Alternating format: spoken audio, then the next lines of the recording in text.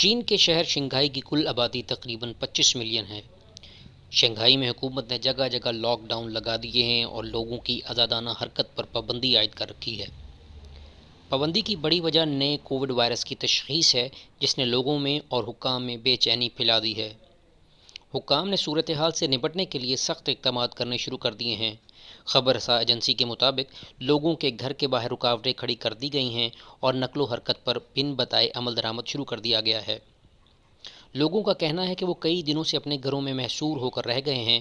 سفید لباس میں ملبوس لوگوں نے جگہ جگہ عمارات کو سیل کرنا شروع کر دیا ہے۔ جس جگہ بھی اگر ایک کووڈ کیس ملتا ہے تو اس عمارت کو 2 میٹر اونچی سبز رنگ کی رکاوٹ کی مدد سے سیل کر دیا جاتا ہے اور اس عمارت سے باہر جانے کی کسی کو اجازت نہیں ہے۔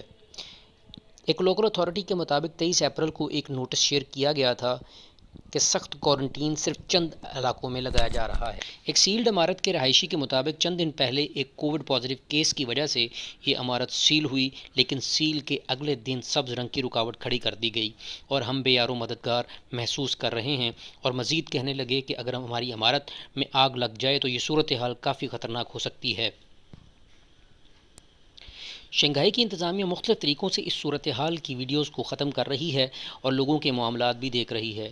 بہت بڑی تعداد میں لوگ انتظامیہ کے اس اچانک ایکشن سے کافی غصے میں دکھائی دیتے ہیں۔ ان کا کہنا ہے کہ یہ وائرس ہمیں زیادہ نقصان نہیں پہنچا سکتا، مگر بھوک ضرور پہنچا سکتی ہے۔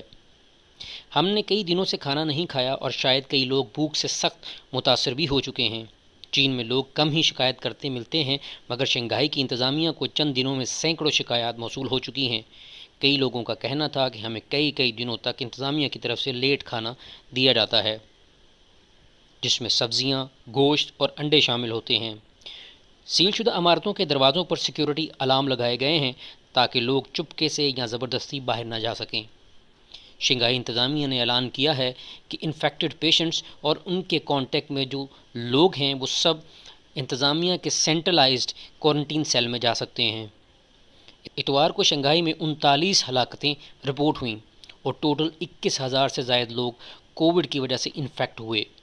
دوسرے ملکوں کی نسبت چائنا زیرو کووڈ کی اسٹریٹجی پر عمل پیرا ہے۔ اس کا مطلب یہ ہے کہ چین اپنے بہتر انتظامات کے ذریعے، اپنی بہتر اسٹریٹجی کے ذریعے کووڈ کیسز کو زیرو تک لے کے آنے کی پوری کوشش کرے گا۔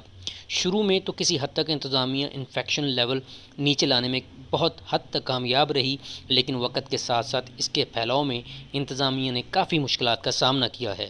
یہ بڑی گمبھیر صورتحال ہے جس پر چائنا کی گورنمنٹ کوشش کر رہی ہے کہ یہ انفارمیشن لیک نہ ہو اور انتظامی طور پر کسی طرح اس کو مینیج کیا جائے اور بہتر طریقے سے لوگوں کو سہولیات فراہم کی جا سکے تاکہ اس کا پھیلاؤ مزید روکا جا سکے۔ For these Shanghai residents, a trip downstairs for COVID testing is the only outing they're allowed. Some have been in lockdown for up to 5 weeks. Most have run short of food and daily necessities, while tens of thousands of people have been forced into mandatory quarantine centres. Frustration is high across the city. Now, a message many won't want to hear. China's leader Xi Jinping, through his health chief, has said coexisting with the virus is wrong thinking that must be strongly opposed.